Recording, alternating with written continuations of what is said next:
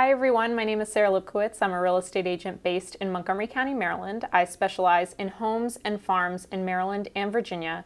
And today I thought I would do something a bit different and sit down with a lender to discuss some of your frequently asked questions. So this is Jamie Lennis with SWBC, and he's going to be able to answer those for you today. Hello there, I'm Jamie. Like Sarah said, I'm from SWBC Mortgage. We're based in Howard County, Maryland, but licensed in Maryland, in Virginia, Pennsylvania, West Virginia. We are a full-service lender here to help with all the loan programs, whether it's conventional, FHA, VA, USDA, any of the grants. So we are full service and have a lot of unique programs to help a lot of people. The first question that a lot of buyers ask me is, where should they even start? Well, I think a good spot to start as a buyer would be with the lender.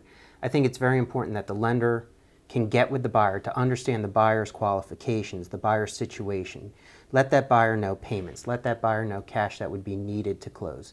Let that buyer know what they're qualified for. You want them to be in a good spot to hand back to a realtor to be able to go look at the right house so that they get exactly what they're looking for and have all the proper expectations. The next question I get asked all the time is, what kind of documentation should I have ready when I talk to a lender? What kind of credit score might I need? Are there misconceptions about credit scores?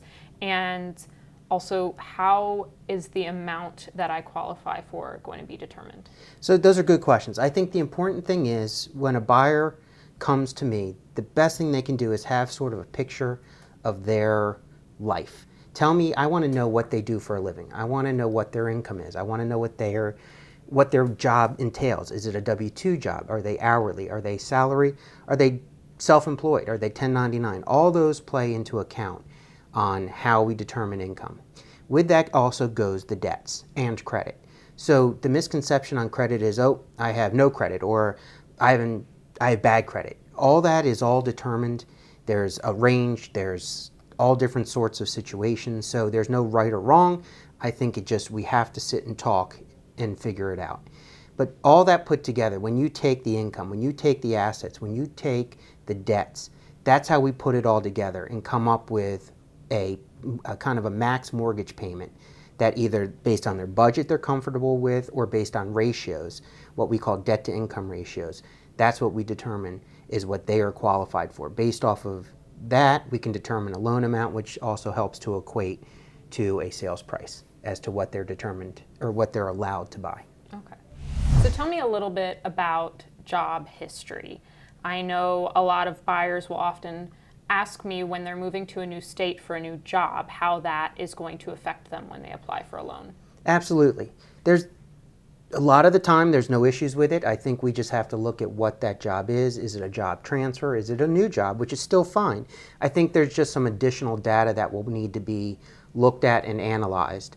But it is possible to use that new job or that incoming job as income, which then in return helps them qualify for a loan. So ultimately, even if they haven't been at the same employer for 2 years, they could still potentially go forward with buying a home. That is correct. As long as it's same job field, or even if it's not, it's still okay. It just really, we have to analyze what that new position is and what their history was before it. So yes, there is opportunity to be able to use a new job. So what should buyers do before applying? My suggestion is, have an idea of their credit.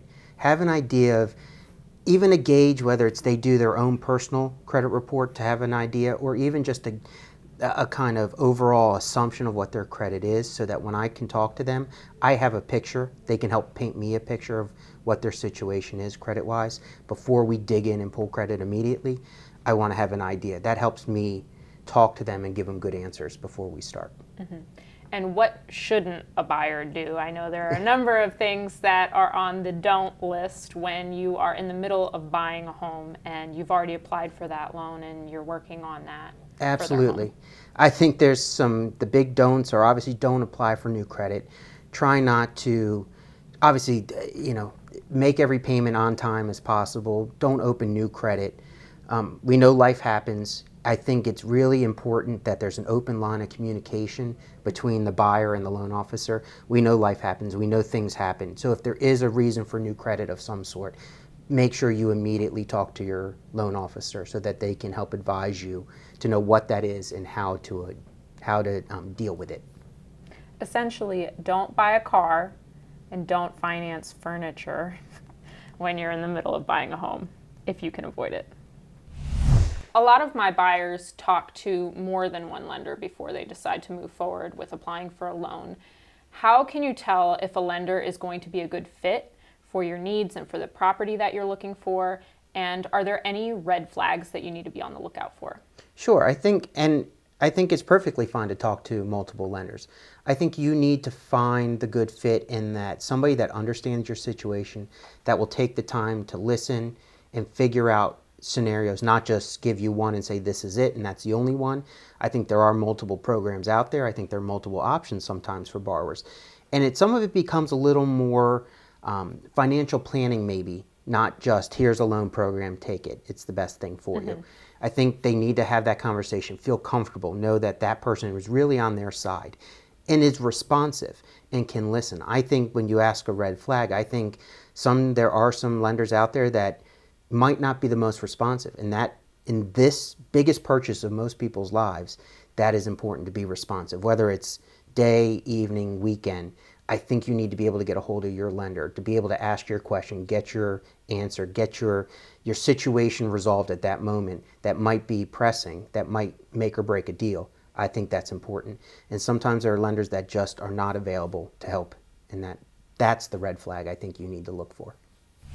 I've noticed that there is a misconception among many buyers that you have to have 20% to put down when you are buying a home.